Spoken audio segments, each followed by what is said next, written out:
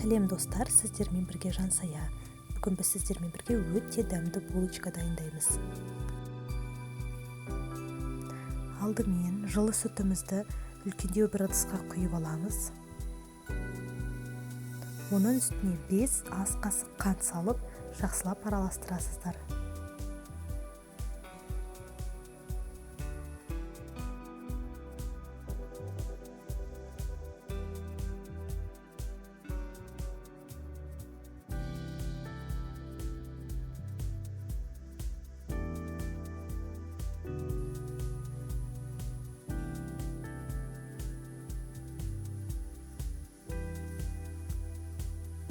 Сүтіміздің үстіне 2 шай қасық толтырмай ашытқы саламыз.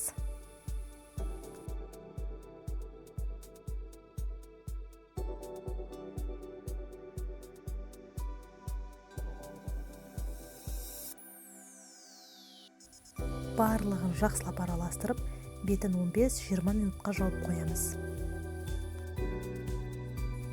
Видеодағыдай ашытқымыз шамалы көтерілуі керек. Оның үстіне 50 грамм сары май, 2 жұмыртқа салып, жақсылап шанышқымен араластырып аласыздар. Дайын болған массамыздың үстіне ұнды біртіндеп қосып отырып, жұмсақ қамыр елеп аласыздар.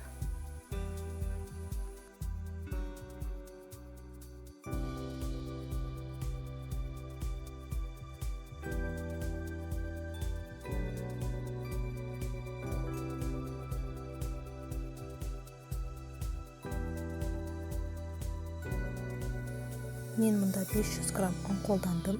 Қамырымыз қолға жабыспайтын, бірақ өте жұмсақ болуы тиіс.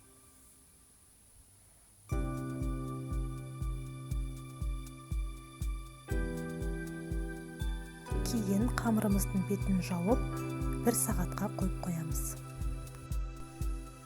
Менің қамырым жарты сағаттың ішінде көтерілді. Егер де асығыс болмасаңыздар, қамырды бір басып, екінші көтерілгенін күтсеңіздер болады.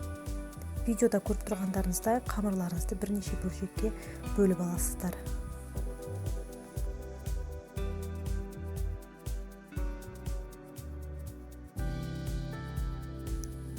Кейін қамырды видеода көріп тұрғандай дөңгелетіп, не болмаса өздеріңіздің қалаған формаларыңызды жасап шықсаңыздар болады.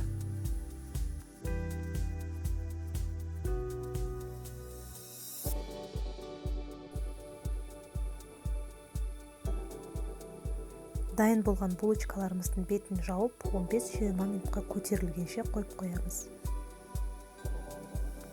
Кейін 20 грамм сары май, 3 ас қасық қант, ұн барлығын бірге араластырып, қолға жабыспайтын ұнтақ болғанша араластырасыздар.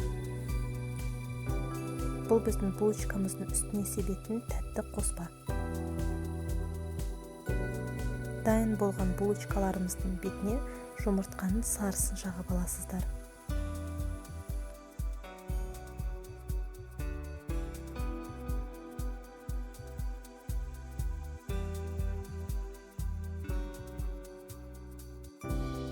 Дайындап алған қоспамызды булочканың беттеріне сеуіп шығамыз.